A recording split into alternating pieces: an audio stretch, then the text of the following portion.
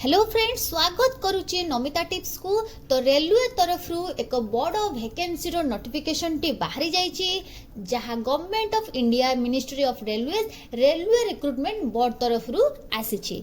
तो recruitment of assistant loco pilot, तो यह असिस्टेंट लोको पायलट पाई ए रिक्रुटमेंट टी तुमर बाहरी। यह तुमर शॉर्ट नोटिस टी वर्तमान पाई आसीछि। अप्लाई करिवार 5 रु 10 दिन पूर्वरु यार फुल नोटिफिकेशन टी आसीजिवो एवं फुल नोटिफिकेशन आसिया मात्रे मु तुम मानकु इन्फॉर्म कर देबी। तो फ्रेंड्स, जति तुमे 10th पास करिथिबो एवं ता सहित आईटीआई मध्य पास करिथिबो, तेबे एई जॉब पई तुमे एलिजिबल रहि परिबो, माने ए जॉब पई तुमे अप्लाई करि परिबो।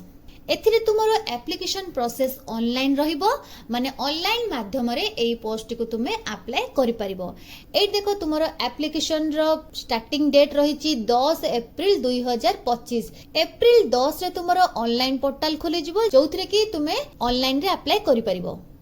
लास्ट डेट केबे रहिछि 9 मई 2025। तो अप्रैल 10 रु मई 9 तारिख मध्य रे तुमे अप्लाई करिवो।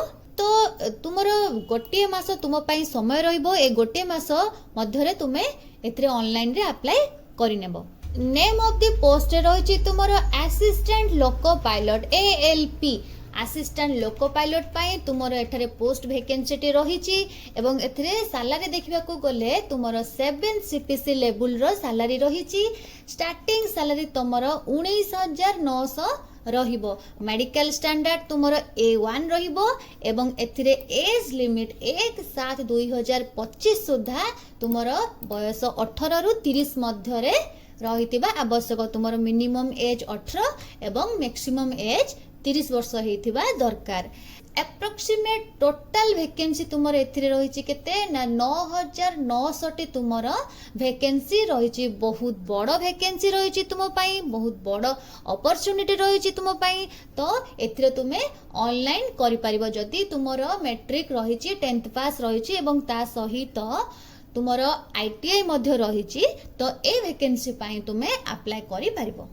तो पिला माने रेडी रुहो, केमिति एएलपी को तुमे माने क्रैक करिवो ता पई सिलेक्टेड क्वेश्चन तुम मानकु मु एई चैनल रे प्रोवाइड कर देबी एवं ता सहित प्रैक्टिस सेट मध्य प्रोवाइड कर देबी, जोटा कि फ्री रे तुमे माने प्रैक्टिस करि परिबो। तो पिला माने सेथि पई चैनल को सब्सक्राइब करि रखो।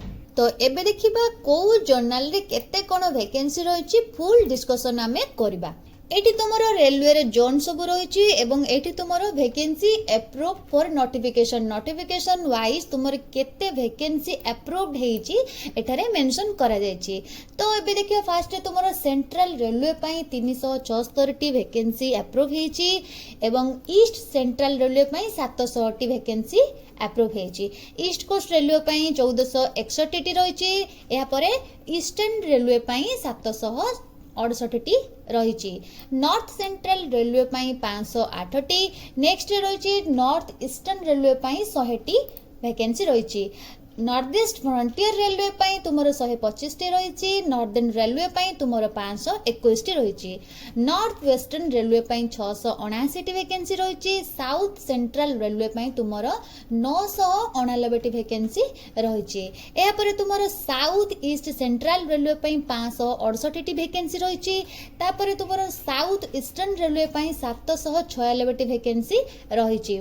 नेक्स्ट साउदर्न रेलवे पई तुमरो 510 टी वैकेंसी रहिछि। वेस्ट सेंट्रल रेलवे पई तुमरो 759 टी वैकेंसी रहिछि। एहा परे तुमरो वेस्टर्न रेलवे पई 885 टी वैकेंसी रहिछि। तापरे मेट्रो रेलवे कोलकाता पई 225 टी वैकेंसी रहिछि। तो एठारे तुमरो 9,900 वैकेंसी रु 9,970 टी वैकेंसी अप्रूव्ड हेछि। ए थिला तुमरो एएलपी रो शॉर्ट नोटिफिकेशन। तो यार फुल नोटिफिकेशन बाहरेनी, बहुत जल्दी यार फुल नोटिफिकेशन बाहरी जिवो। चैनल को सब्सक्राइब करि रखो, तो जेबे भी नोटिफिकेशन बाहरिबो मु तुमको इन्फॉर्म कर देबी।